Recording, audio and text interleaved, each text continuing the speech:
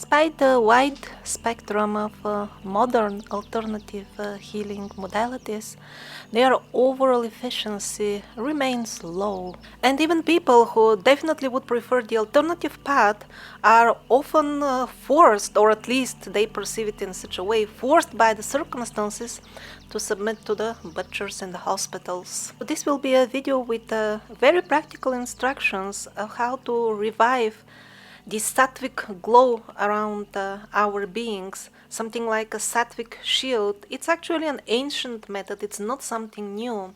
It is a long forgotten thing, and the ancient people used this method not only to heal, because it repairs the broken karmic patterns which cause disease, but also for protection from black magic, of which the current parasitic onslaught on humanity is a perfect example. And also it is used for solving pretty much any problem which causes suffering, because suffering is nothing else but a signal that something in the underlying subtle patterns from which the given person's life manifests is corrupted, it's damaged. Suffering is a kind of a natural reminder and warning mechanism that you better do something. This video will also contain improved list of panaceas, which has been made specifically keeping the end time conditions in mind, because let's just look around what's happening and where we are heading in France. And they are discussing refusing public transport to unfixed people. My god, did we reach here already? The Singapore Airlines have launched the prototype of the passport I've been discussing in the End Times episodes. Certainly I didn't expect it to materialize that soon when I was making the episodes in the summer. In Greece, people are locked in their homes since months, and they can get out very rarely with special SMS permit. It's scary to think about it. And in Austria, in January, police will be checking the various venues for certificates for bug test. Over there they can't enforce the fix because 70% of the population refuses to take it. And by the way, it seems in many other countries will be the opposite, 70% will take it. And at the end I will answer this actually very important question, because we are entering into a period of such extreme deep fakes and techno-black magic that it will be only a satwik shield that will provide some small island of personal sanity, because externally there will be nothing to cling to, there will be no shelter for the normal people, since in the next few years the madness will be escalating steadily. So first of all, the concept of the satwik shield. In the Western alternative community, this is known as raising one's vibrations. The overall idea is good, and with few major corrections and additions, it will become way more effective. Interestingly enough, I will promise you much less than the law of attraction, positive thinkers type of community, but the results which the ancient methods will deliver will be way superior. The first and most superficial pitfall, the most popular modern alternative healing, is that you are what you eat, and if you eat healthy and you do lots of exercise and a bit of positive thinking, and you are all set, you are doing the maximum you can. Sadly, that's miles far from the truth.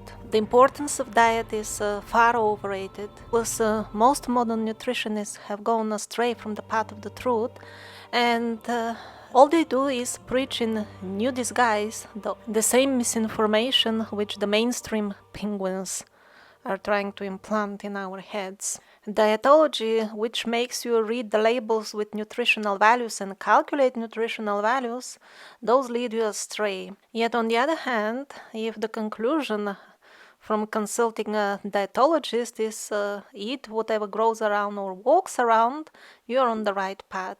All this was covered in detail in the first couple of episodes of this series. I'm not gonna repeat it.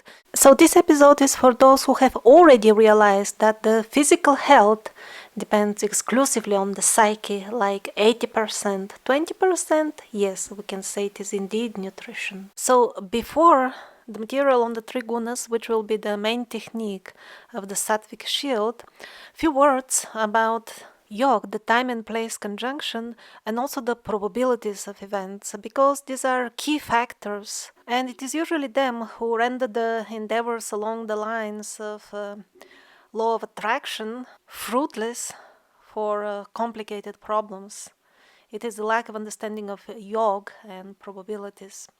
To explain Yog, I will use the history of my own suffering from malaria few decades ago. When I first started looking into Indian Jyotish or astrology, that was at the time I just finally got cured of malaria after suffering on and off for years. In India, I will skip how I got sick and why I did not get proper cure because of the ill advice of so-called friends. Because the lesson is elsewhere, I immediately noticed that I was sick exactly for the duration of this Surya Dasha. This is a major period in the sun of one's life. And I got cured simply when the Dasha was over. And at the time all this was happening, I was not at all in astrology, because some people always try to explain that you knew about it and you manifested it with your belief. No, I didn't know about it. And what for me the chart had to say about this period was fever, because my sun is not well situated in the chart.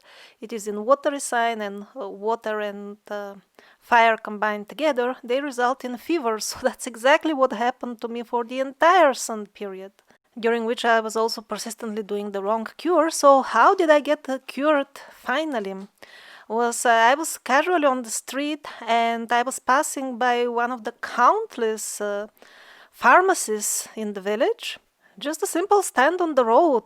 There is no door even to walk in, so I just walked 2 meters extra, and out of I don't know what, I simply decided to ask, do you have some herbal cure for malaria? And this absolutely uneducated village seller simply gave me the most famous Ayurvedic remedy for malaria, Mahasudarshan Ganvati. I went back home, I took it, and I was cured in a couple of days. While with the sophisticated, expensive cures of recommended by bad friends, doctors, it was just coming back again and again. So this is a perfect illustration, and every astrologer in India can show you thousands of such examples daily. It's just the way things function, actually, is that mostly people get cured when the right time comes from this, and in most cases this is predestined. In the ancient books, they also plainly say how much is predestined, around 70% of everything that happens. So in cultures like the Vedic, where people were aware that it is not like a linear correlation, you imagine thing and it manifests, this is not the way things work. This did not prevent them from intelligently seeking cure when they are sick. They do not simply lay down and do nothing just because mostly everything is predestined. On the contrary, they do healing, but they keep in mind the understanding of the bigger picture, that the results may come at different times and in different levels, indeed in different incarnations of their own self, in the same way as my healing from malaria took place because of something else in some other incarnation, because it was already predestined. If it was something which was not decided, then it would have been up to me. But this doesn't prevent me to continuously heal myself, while understanding that this will be bearing fruits in all kinds of times and levels. And that's why meditational practices are an integral part of the Vedic way of life, so that people see what they are doing in these other times and other levels, instead of just staying blind for the results. In this brilliant video by Brother Praveen gives an excellent example of a type of cure which is far beyond our understanding. When a person is terminally sick and it looks like he may die soon, his relatives come around and chant the Mahamrityunjaya mantra. Om Trayambakam Yagamahe Sugandim Pushtivardhanam Urvarukamiva Bandhanat Mrityor Mukshya Mamritat. And he very well explains how the spells, they actually reinforce the patterns of the benevolent creator instead of the patterns of death. This mantra is nothing else but a powerful white magic spell. And depending on the sincerity and the good pronunciation of these relatives who have gathered around the dying person, they might be able to even repair these patterns which are causing the fatal illness. They may or may not repair the patterns. It depends what are the options. If the soul has definitely decided to find something else to do rather than play on earth, it will just go, no matter what mantras the relatives sing. But if the higher self of the given person, which ultimately oversees the entire process, wonders, let's see how is the earthly experience. Maybe I stay, maybe I go.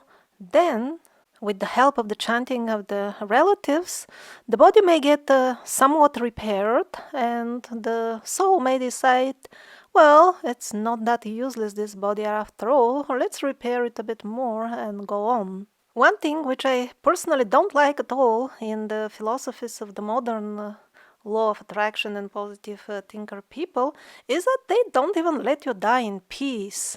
Most of them are so caught up in the fear of death that they cannot perceive death as anything than unimaginable horror and something which has to be avoided at all cost.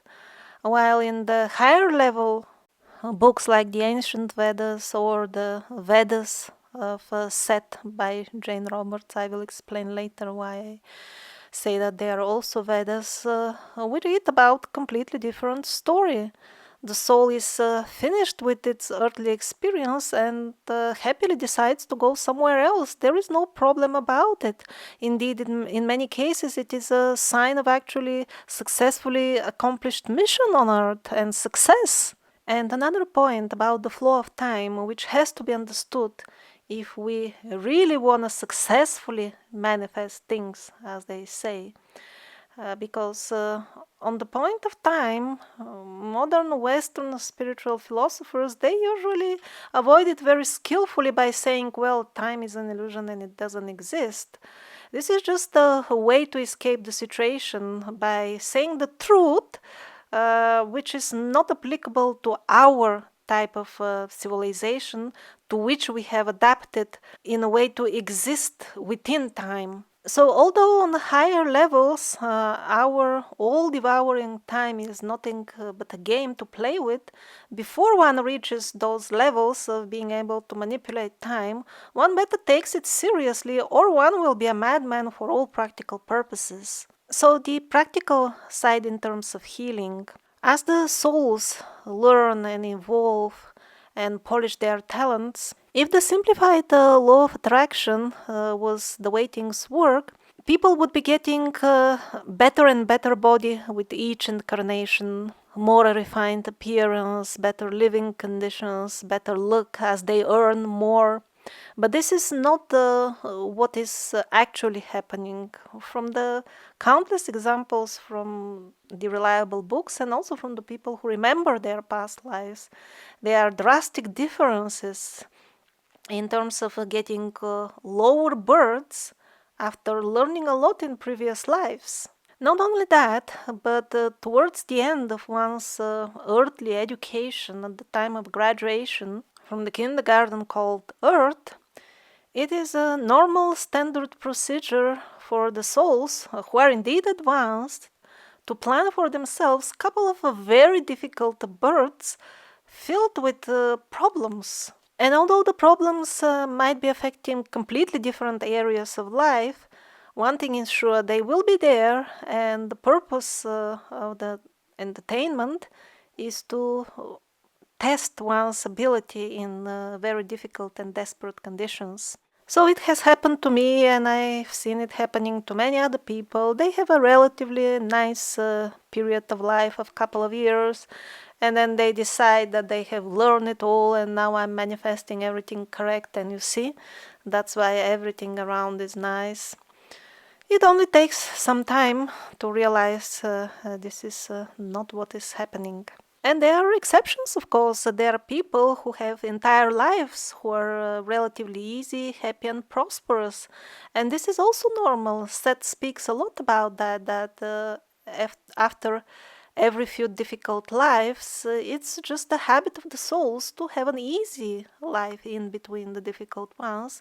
And this is perfectly normal. They're not learning intensely, they're just enjoying the earthly environment.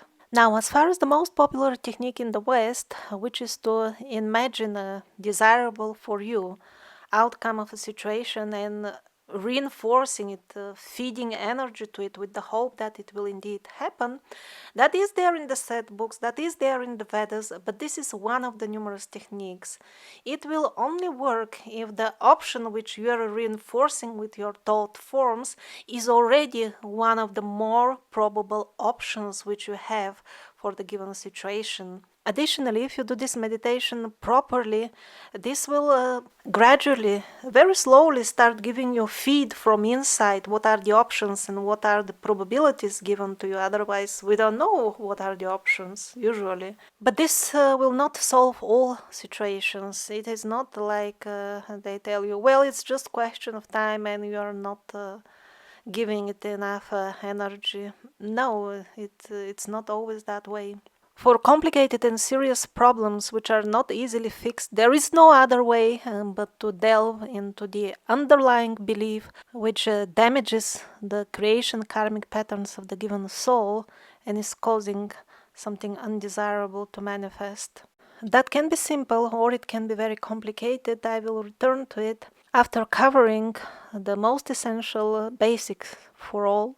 And these are, in Sanskrit words, the three gunas of Prakriti, or the three modes of functioning of this manifest nature, which is currently the home of our souls. So exactly as the very same device will do completely different things when you switch between modes, in the same way, people may live in the same environment, but the environment will respond different to their thought forms depending where they put on the switch of their existence. Or the example of the video games is even better. Many people play the same video game, but they have access to completely different modules and things which they can do depending on the level on which they play. And they will also have completely different privileges on different levels in terms of how much freedom they have to change their destiny in that virtual world, which is in no way different than our virtual world, this life. So here the things are at least simple to understand. It is just question of hearing them.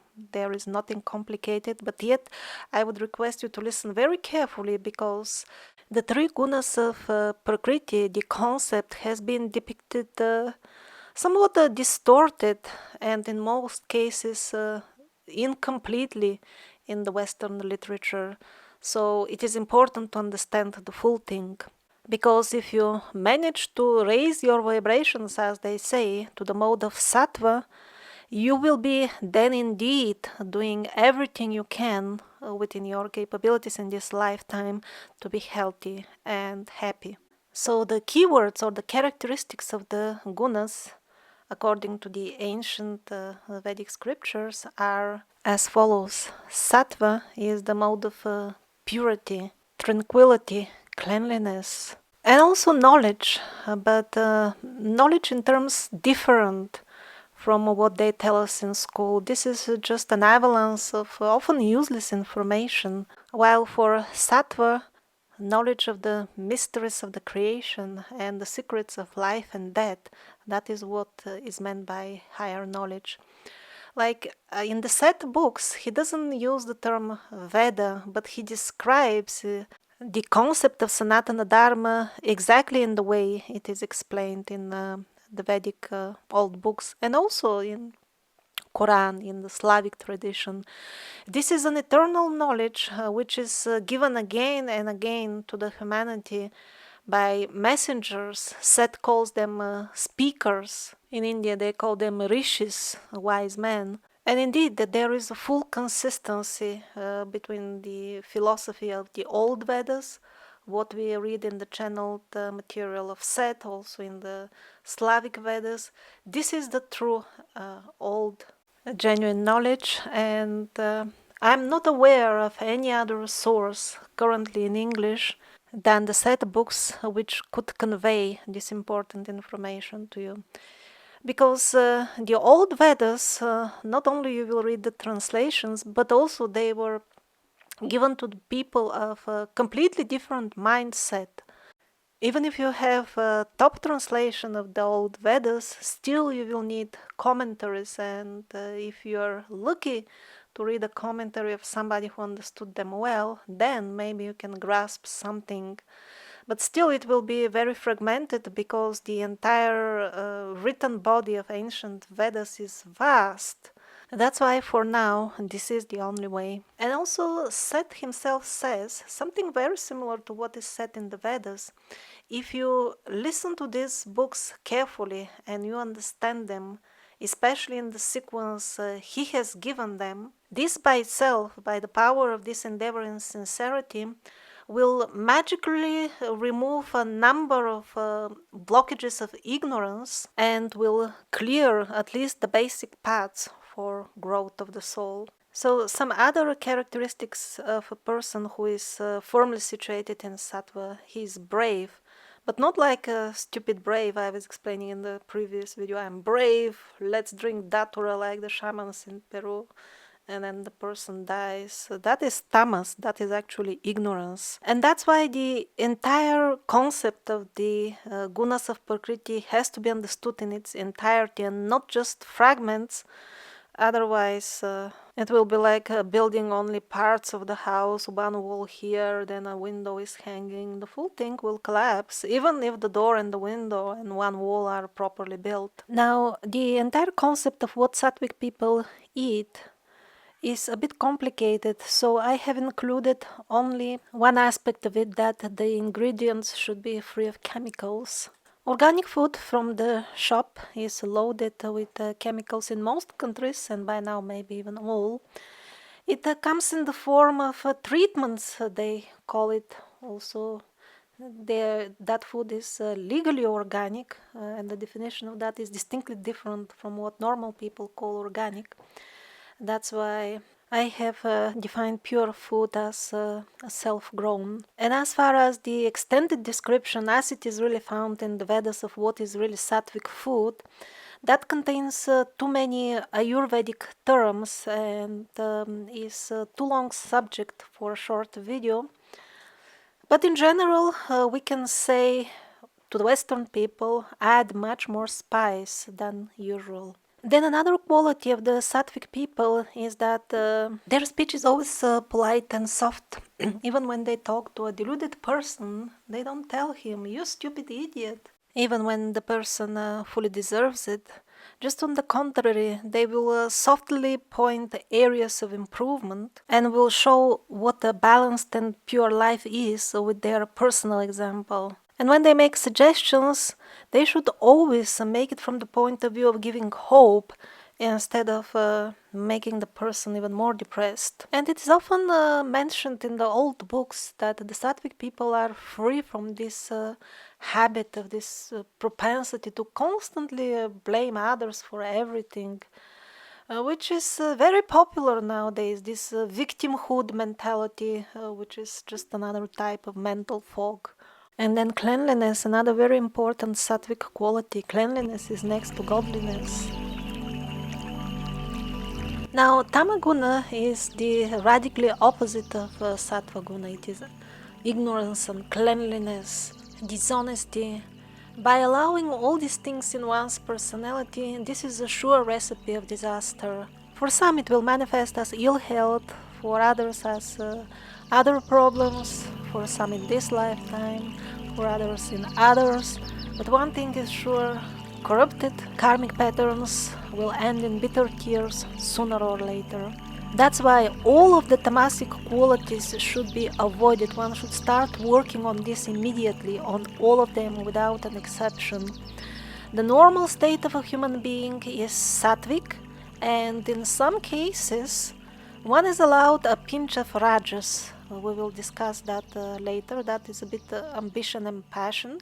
Sometimes a bit spicing of that is permitted, but as a rule, people, humans, are satwik species, and that is their normal state of existence in satwik qualities. What is very often overlooked by the Western spiritual people are the addictions. Even when I saw publications on the Gunas, addictions are usually absolutely skipped from the list or not elaborated on.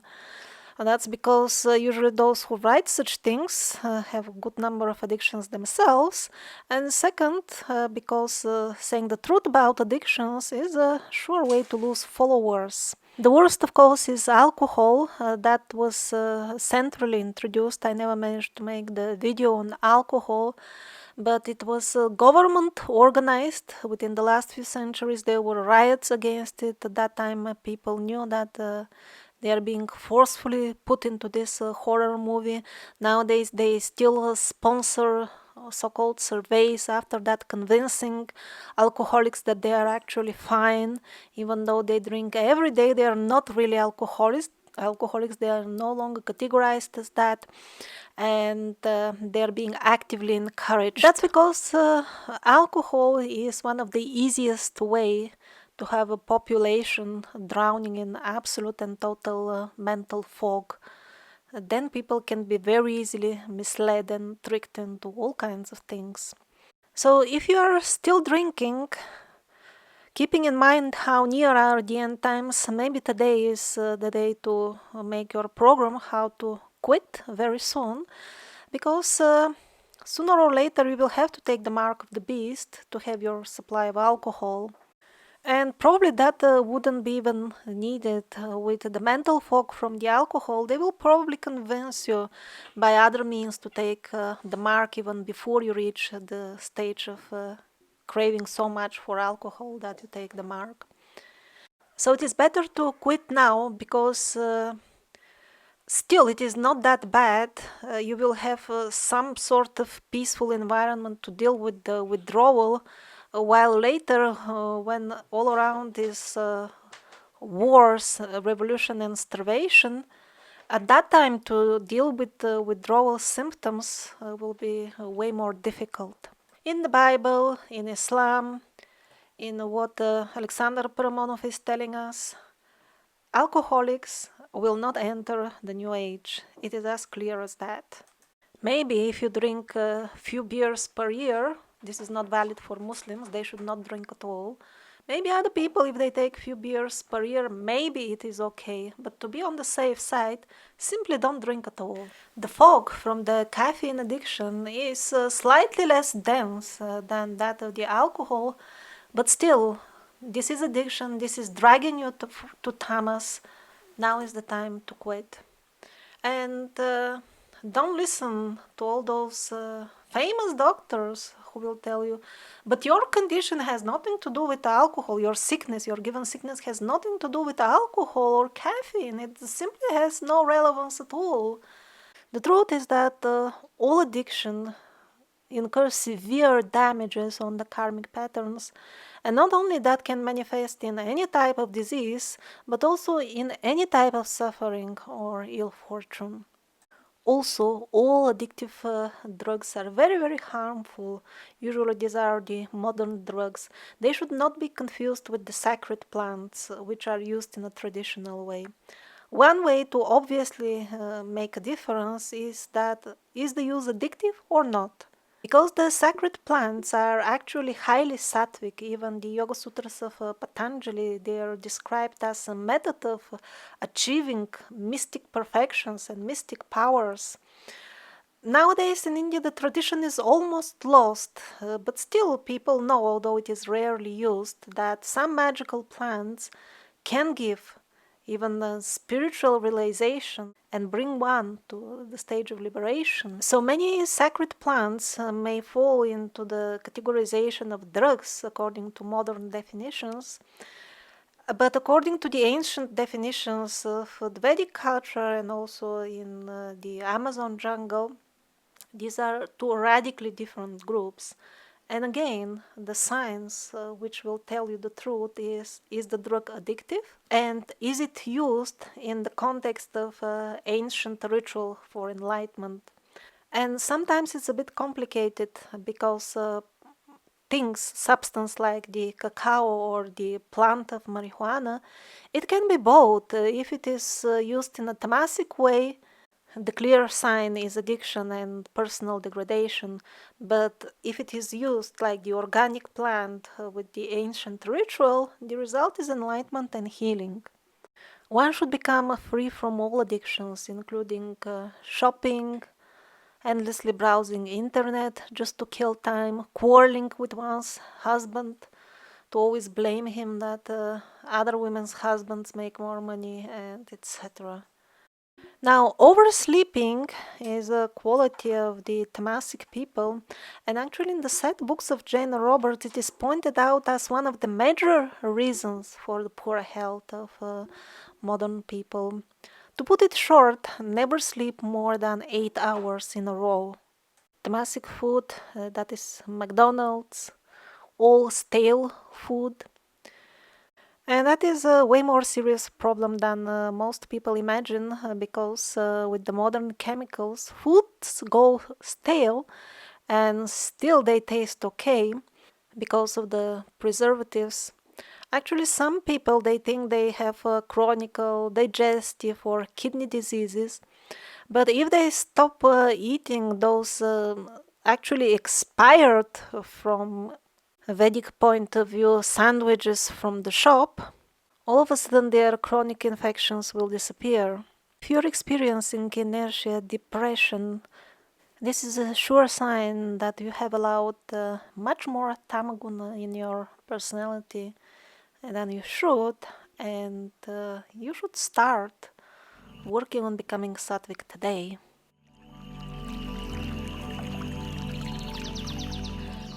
Rajaguna is somewhat of a transitory mode of functioning of Prakriti, the material nature. You know, those businessmen for whom every minute is money, they are a typical example of it. And Rajaguna has its good points in terms that it can be a stepping point for tamasic people to eventually reach sattva.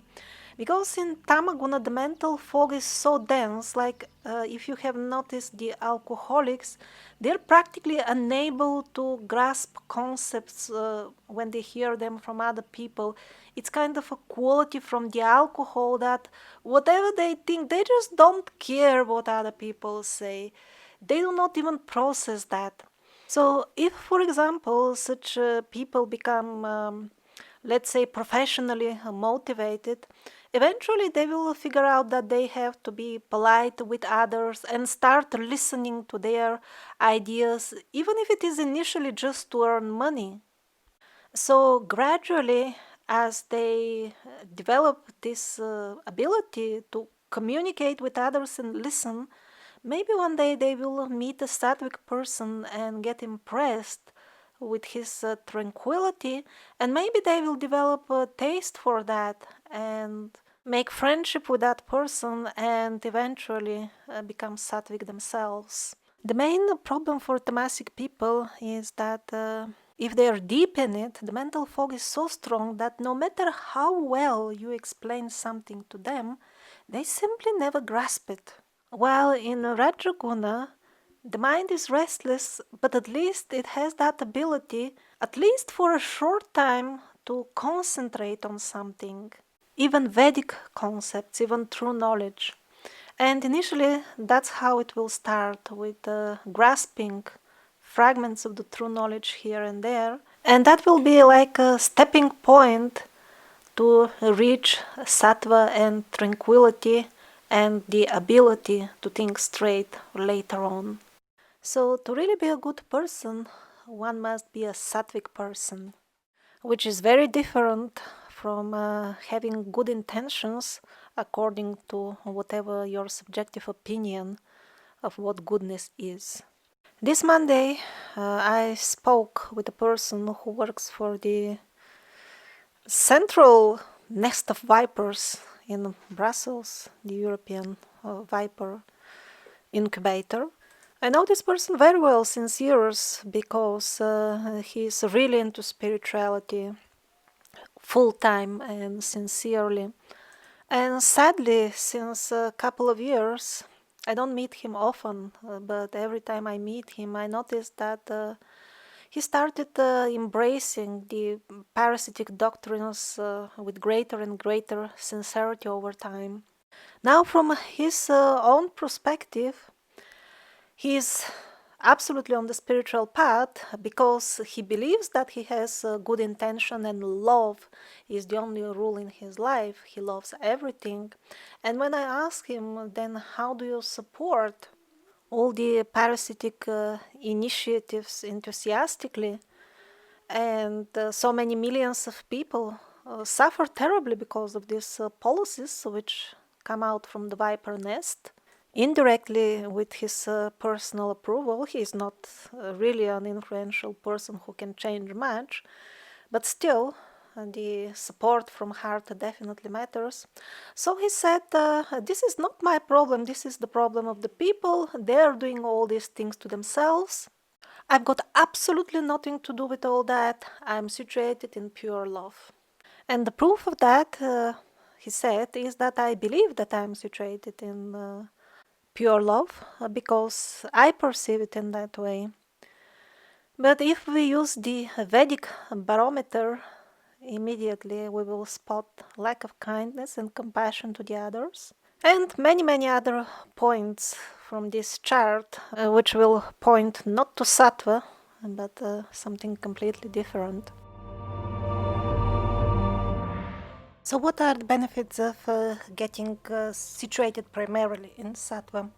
First of all, one will be facing the minimal amount of problems possible in the path that is already ordained for his life. Also, sattvic people will achieve much more in life, even than the people situated in the rajas who run around all day doing errands and having all kinds of business plans.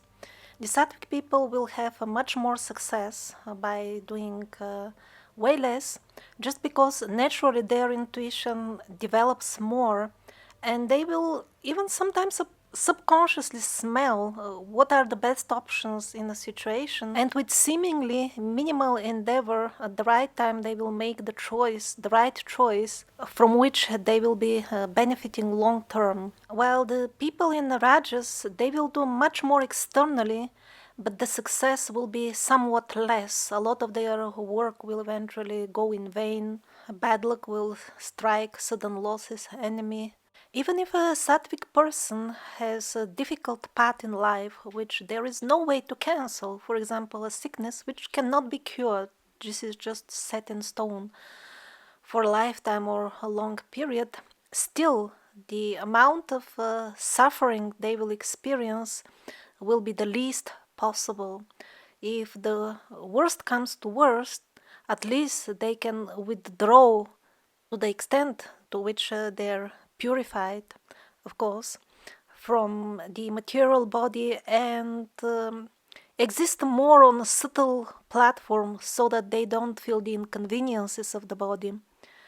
There is a story in the Vedas of a yogi who was so advanced and was already elderly. He was basically spending all his time in meditation, just occasionally coming back to his body. And once, when he was back to his body, there was a fox nearby or some other wild animal. She had small cubs, and they had bad luck. They were actually starving, and he noticed that if the mother doesn't get food immediately, the cubs will die, not enough milk. So, in that situation, he actually invited the mother to eat his own hand as food because he didn't need it much anyway. He was elderly, he was planning to depart for the other worlds soon anyway, and he didn't even feel the pain when the wild animal ate him. Of course, this is a little bit of an extreme example, but I know also, I've seen examples of people we would call ordinary, but they were predominantly situated in the sattva guna, and they were struck by serious sickness as well. It can happen to sattvic people as well. It is usually a result of some problem in other incarnations, because if they are truly sattvic, it means they are not doing anything wrong currently.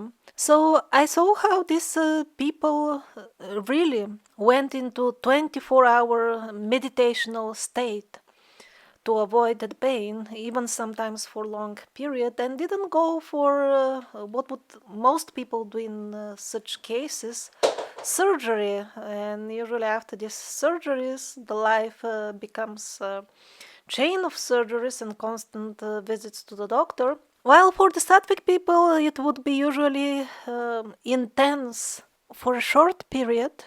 They would find a natural cure or the sickness will withdraw by itself. While the other people who go for surgery, they all say, "Oh, I really don't want to do this. I know there are side effects, but it is just unbearable."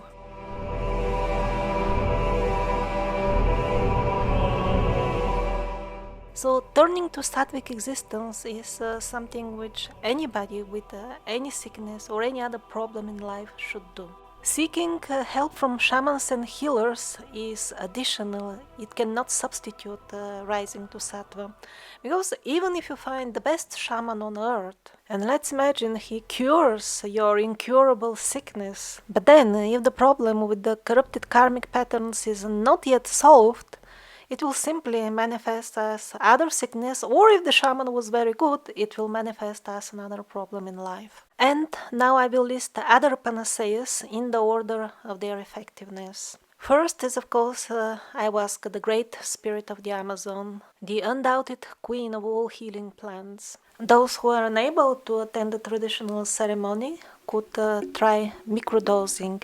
It doesn't have psychedelic effects, but it definitely heals. Then next in the rating comes MMS. This helps in such a wide range of conditions, and the testimonials of the thousands of cured people speak for themselves. Then next is CBD oil, the greatest easily accessible panacea currently. And when I was compiling this list, I always kept in mind that we need long-lasting panaceas that would endure 10 years of storage. So both of these may lose some potency for 10 years, but will still work. The next in my list is this acupressure method. It is relatively very easy and it will surprise you with its effectiveness, I promise. And then if you somehow find a way to get Reiki initiations, go for it. Reiki is a very good thing.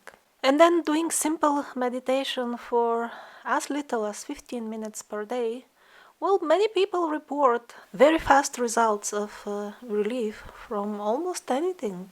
You may try changing your diet and see how the given sickness reacts to it. I recommend the following change. Make a significant part of your diet what you can harvest around from the wild or whatever grows in your garden or the garden of the neighbors. And don't eat late, and significantly reduce the amount of food which you eat if you eat as much as most modern people eat. Basically, never eat until you're full. Always eat until you have the feeling that half of your stomach is full. And if you do that for a couple of weeks, you may see much more improvement in your health than you would have expected. It's a thing that you can try. Being well stocked with tons of spices may end up being a very good idea for the tribulation because very recently I found a very old packet of turmeric, some 15 years old, not even properly closed, and the content was just fine. Yes, it has lost lots of its flavor and potency, but it wasn't bad at all. And then I checked. Most of the spices don't really go bad with time. They lose potency and flavor, but they do not go bad. And this is very important because when we look for long-term survival foods, we have very, very little choice, like rice and lentils and beans. And now we can add lots of spices to the list. I think turmeric will be the best choice because it's difficult to overdose. It is a major blood purifier. it works on the heart, and it even fights bugs and bacteria. Then I would say second most suitable for the end times supplies would be chilies and black pepper. Those are also very effective against all kinds of bugs. I mean, real dangerous ones, of which we are promised no shortage during the tribulation. It's not that it is sure that chilies and black pepper will slay all bugs out there, but certainly if one is cornered in a situation without a proper healer, without proper medicine around, it is certainly better to try chilies and turmeric rather than do absolutely nothing. The chilies must be very hot to have all these wonderful effects. You can try exercise. Stretching exercises are good for everybody, especially yoga asanas. Sports and exercises which make you breathe fast and exhaust you, they're good for some people, not for all. The best way of exercise is to start your own garden and care for the plants. And then I also strongly recommend oil pulling and drinking soda, bicarbonate, as it was described in previous videos and not just random without knowledge. I also highly recommend these scanner devices of the two original companies which offer the original product. This is really good stuff. I recommend the use of sacred plants, some of them, Oshadi as they are called in the Vedic literature. Maybe in future I will be able to post more practical information on this. I do recommend the chaga mushroom as well, but sadly this will be not practical for long-term use as it loses potency in a few months after harvesting. Shilajit, as mentioned in the previous episode, is also something that you can keep for ages. It won't go bad, and it has been extensively used in historic times as a very potent panacea. I also recommend the use of crystals, exactly the way it was described in my previous videos, for healing and keeping one's consciousness steady.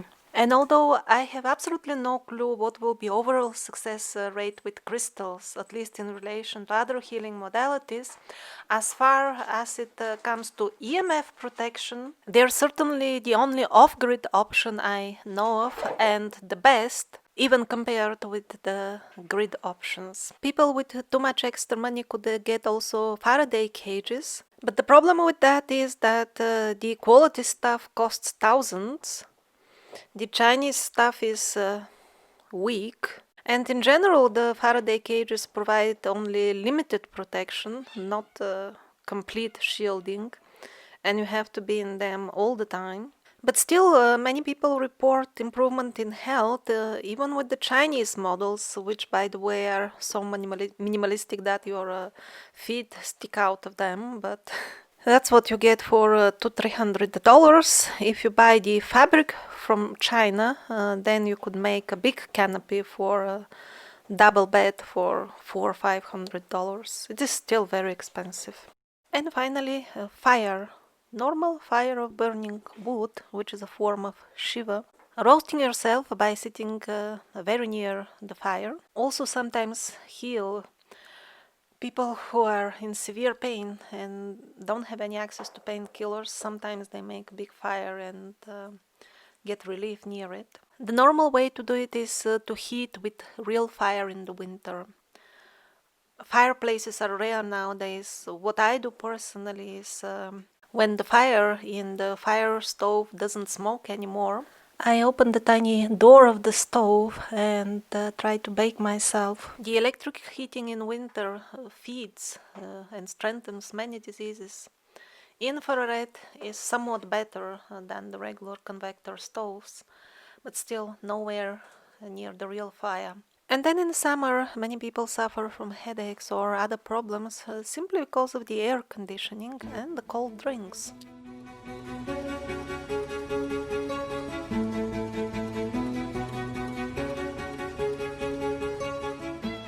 Now Robert asks a really good question. If one sees angels, how do you know it's not a devil in disguise? or just a wild fantasy? Well, as far as the wild fantasy, if you see somebody, that means surely there is somebody.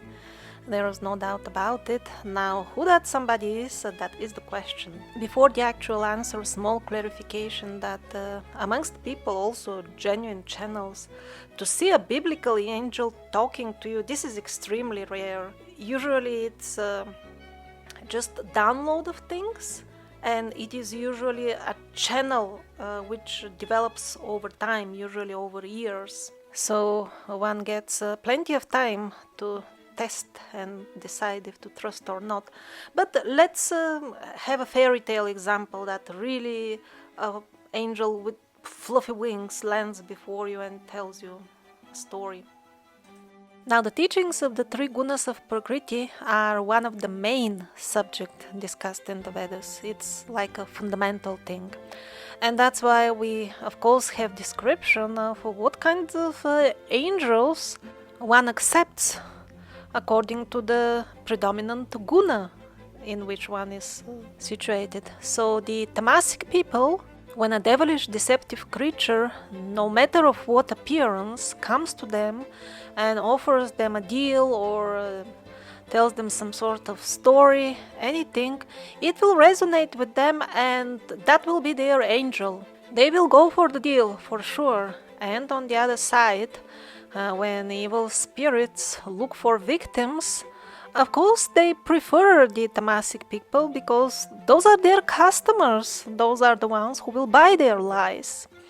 And in the end times, which at this point are definitely upon us, by far most of the people, some 90% or so, their angels will be actually devils from hell. They will believe that is spirituality. When the Antichrist comes, they will believe that is Christ. So it would be a safe bet to say that if an angel lands and preaches to you the most famous spiritual concept during the tribulation, that he is an evil spirit in disguise. And I will be making an entire episode of the End Times series because I see them already on the market gaining popularity very, very fast. So how to know if a certain doctrine preached by an angel spirit or a person, it doesn't matter at all, is true or not? It's very easy. First of all, you have to look at the teachings. Are they satwik, rajasic or tamasic? What are they promoting? Actually promoting, what will be their fruit? Because if you listen, even the left-wing parties, they talk about love, which is sattva, but the result of their policies is pure tamas, like 100% pure extract of tamas with high concentration. And then the other sign which you can look for is what kind of folks the given doctrine appeals to. Is it preached by the type of people who mention toilet after every second syllable? People who are angry and do not mind alcohol? And then the actual question of Robert was about an angel preaching a doctrine. Well, you've got an easy method. You have to compare the teachings of the doctrine with the old Vedic teachings and the modern, which are in the Seth books channeled by Jane Roberts. The knowledge is the same. And that is why under the Satwik keywords, characteristics, it is very important, it is always listed, understanding of the Vedic principles. The true Vedic philosophies, however, will not be popular during the end times because they contain the doctrine of justice.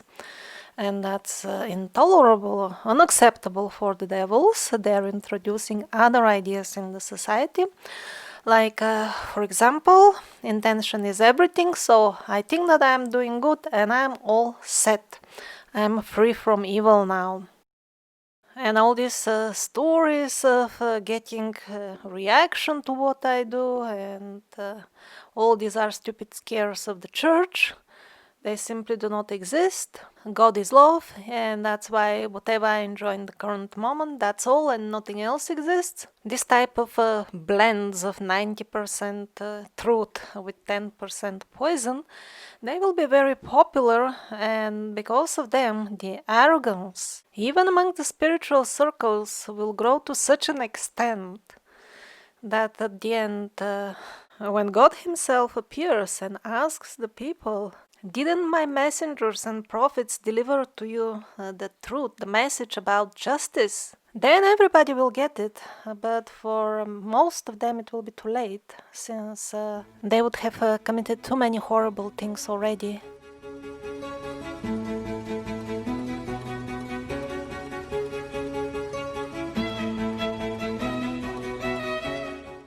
Now, the actual question of Robert is about a spirit in the form of an angel, I assume, like a biblical looking angel. According to Seth, this biblical style idea of appearance about the angels is actually based on ancient birds who were very wise.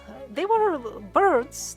They had their own advanced civilization, and they were often helping people, coming from the skies, flying in and helping.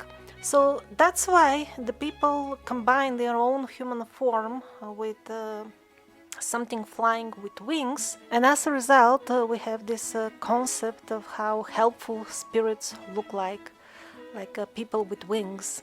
And when spirits appear to people, they can take any form they wish, and spirits who wish to be recognized as helpful, they may assume the form of an angel if the person to whom they appear believes in this appearance of the angels. Now, who actually appears as angel?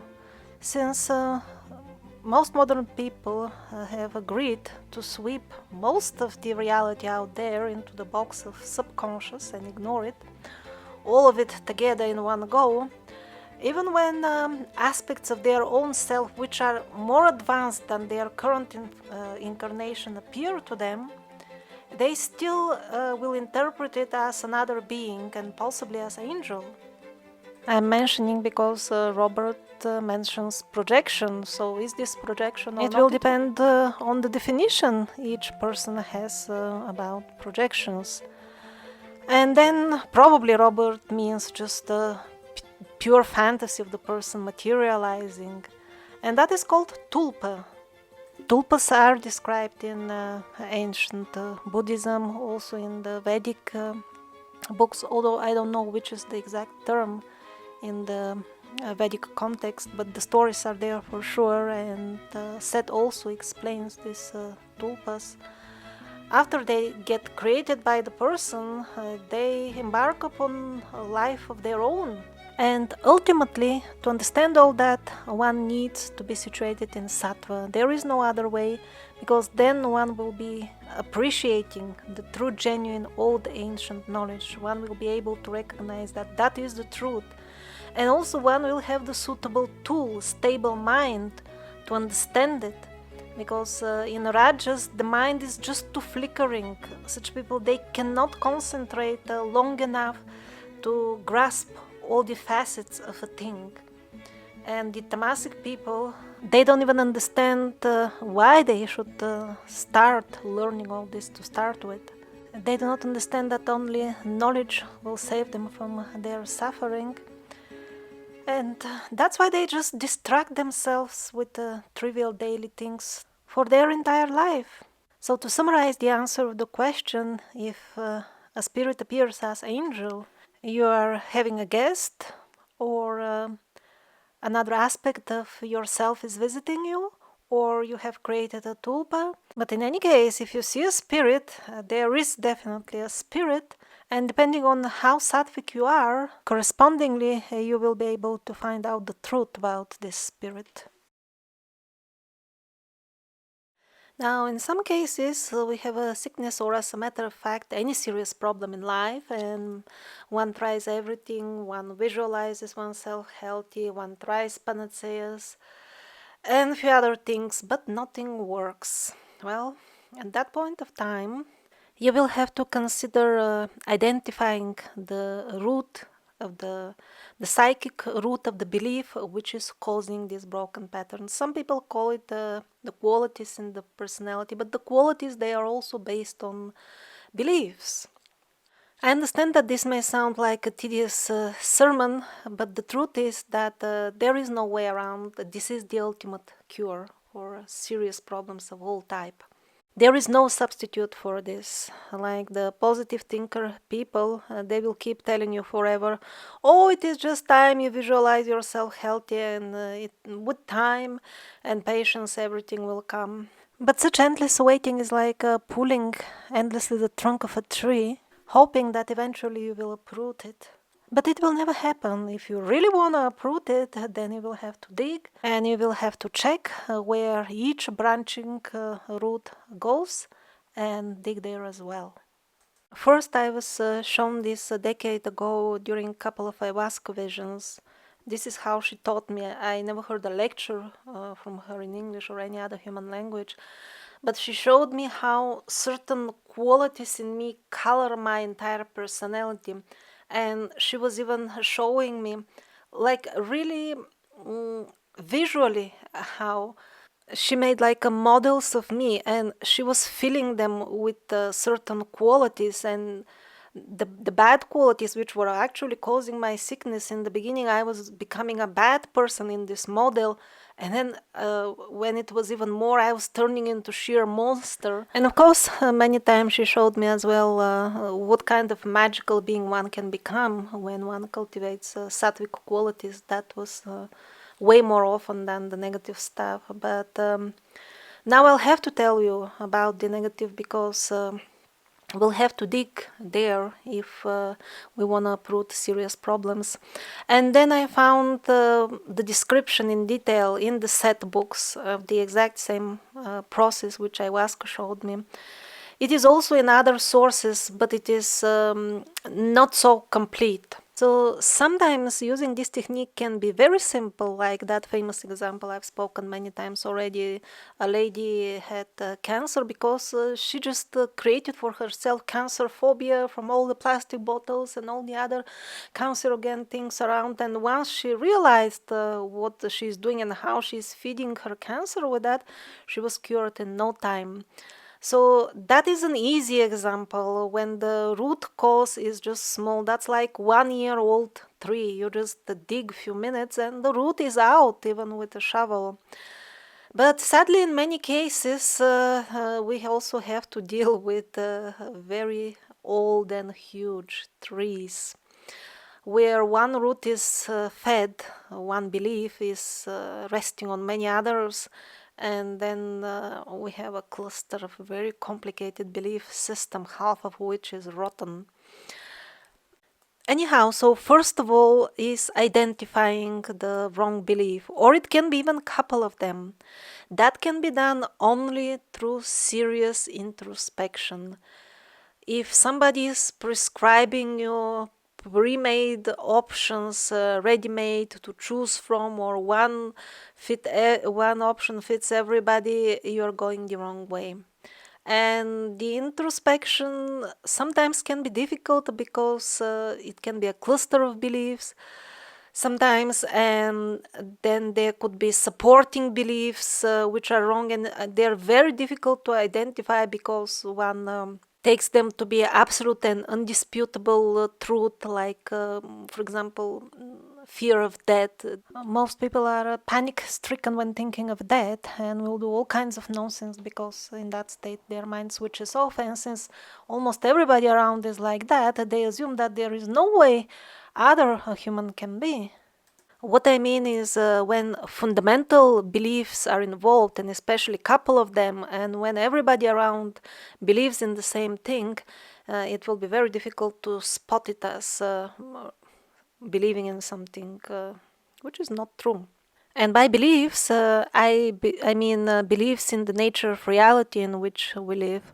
And what I'm telling you now is kind of a gist of the process as I saw it, and then in the way it was described in the Seth books. I'm getting the terminology from Seth because in ayahuasca it was mostly visual, and it is also quite of a thing to put something from visual expression into English. So personal introspection and meditation are the only way to try to spot the root or the roots, because the pre-formulated ones, which are found in abundance in the spiritual atmosphere around Earth nowadays, Very often they're based on cultural beliefs about reality and not necessarily the absolute truth. So let's hope you have successfully managed to identify the root cause, the quality, and the underlying belief in you which is causing you to be that way. Then comes the actual work of uprooting this belief or quality. That sometimes can take a long time, especially if there are many supporting beliefs and a good number of them are fundamental. The truth is that it could be even impossible to do it in one lifetime. And these are the cases this is one of the possibilities in which we have incurable sicknesses, unsolvable problems.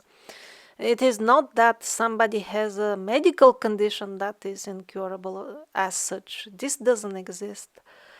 But patterns which are unrepairable within the time frame of one human life, that is there. I'm not saying that to discourage you, but just to tell you that there is a remote possibility for that as well. But I really hope that this will be rare in the end times, because we are now ending an era. And Alexander Paramonov even told us that not only is the end of the night of the Svarog, but this is the last night of the Svarog. So I really assume that many souls will be at the end of their karmic lessons, at least in this course. So I really assume many souls will be graduating at this time, and within a couple of years, many issues, the destiny will be so planned that they will be resolved by the end of the tribulation. Another reason not to despair is that we may have many problems and broken patterns which need fixing, but we will experience problems in life only when the current issue is brought to the surface and is meant to be fixed within this lifetime. Otherwise, one may be a crook and one may never get sick and continue in his ignorance, slumber of ignorance, just because he's not even planning to repair himself. The soul is lazy. So only when the problems come to the surface, then we experience inconvenience, and well, suffering is the true word, and hopefully that will serve as a reminder that we need to change something in ourselves. So the suffering is so calculated, that's how karma and reincarnation functions, that we are always expected to do only as much as a human can accomplish in a lifetime. So very often, according to Seth, we plan 2, 3, or a couple of lifetimes. We devote them to developing a certain quality. So even if we don't manage to perfect this quality in this lifetime, if the plan was to let's do 1/3, as long as we accomplish that, we may get peace and relief from the, let's say, sickness at heart or the family problem or whatever is bothering us. In other words, suffering is a kind of a karmic reminder that you've got work to do. But it's this type of alarm functions so well that it will not keep, blinking the alarm light until we do not repair everything, but only until we accomplish as much as one is reasonably expected to accomplish within one lifetime. It has become modern to say, oh, it's enough to have a good intention and to love yourself, and all these things will be accomplished automatically, even if you cannot dissect the exact problem. Sadly, it doesn't work that way always, although in principle this is true. It is ultimately love that is the pure state of being, of pure love, where all patterns are repaired. There is no trace of tamas or rajas, just pure love. However, the expectation that one will be making the right decisions with this slogan in modern times is unreasonable. First of all, because the road to hell is paved with good intentions. People's idea of good and bad has become so distorted, and that is the main problem in modern times, that speaking about good and bad has become almost irrelevant. And imagining that one is doing something out of good intention is becoming more and more meaningless by the day, just because of the times in which we live. This trick of distorting the meaning of words has been so wide used by the mass media that people can barely communicate with each other. For example, we have such a proliferation of criminal laws glorifying crime, and all is done with the wording for peace and love, that the society is confused. So having good intention has become meaningless, and love has sadly also lost its definition nowadays. We barely have any normal, even family life left on earth. What to speak of society in which normal love is expressed.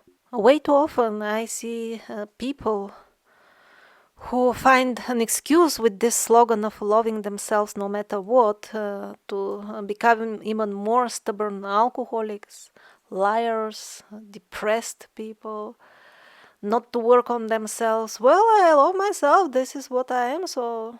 The actual way to love one's tamasic qualities is to tell them, I've learned enough from you.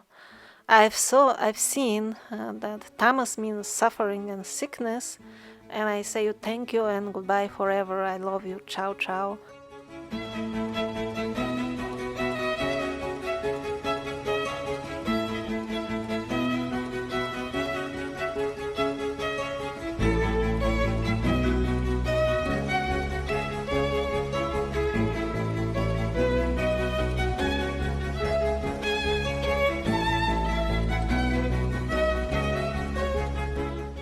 So, to summarize, the modern alternative concepts don't enjoy great success, and the first reason is usually they overrate the diet, which has secondary importance actually.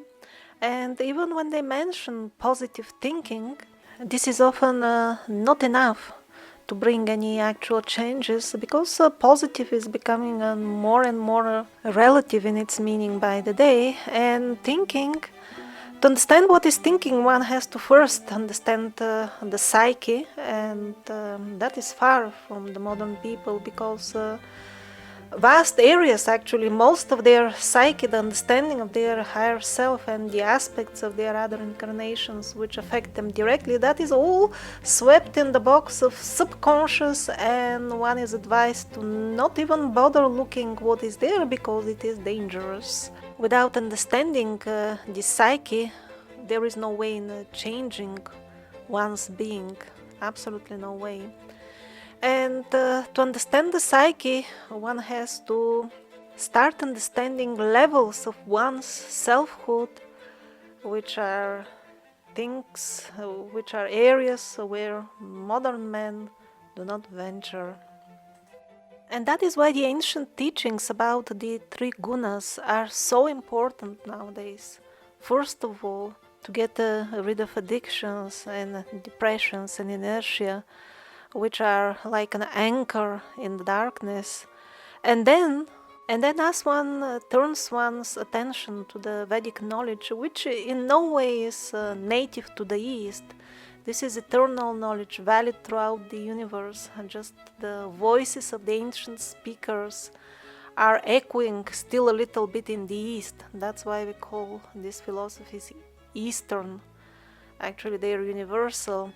So as the faraway echo of the ancient truth reaches our ears, as we absorb this knowledge, also these dormant abilities to communicate with the other levels of our selfhood and draw wisdom from there, all these abilities, they will be awakening automatically as we understand that everybody born as human has the right for such heritage. And as we understand how interesting and how vital is to understand these other layers and aspects of our selfhood, then this desire to activate these channels will be getting stronger and stronger.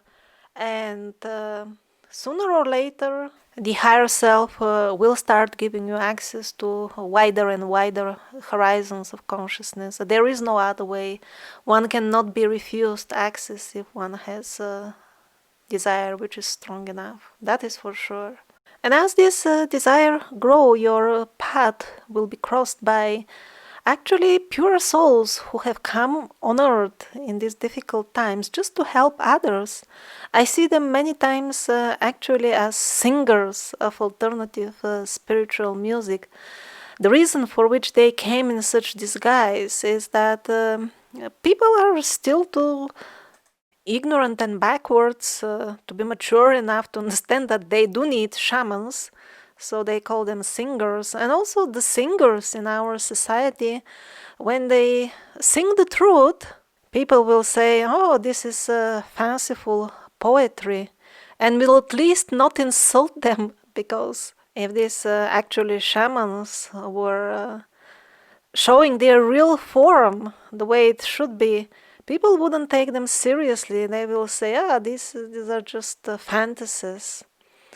Also, somebody sent me this wise phrase, music is like magic dust. I only partially agree.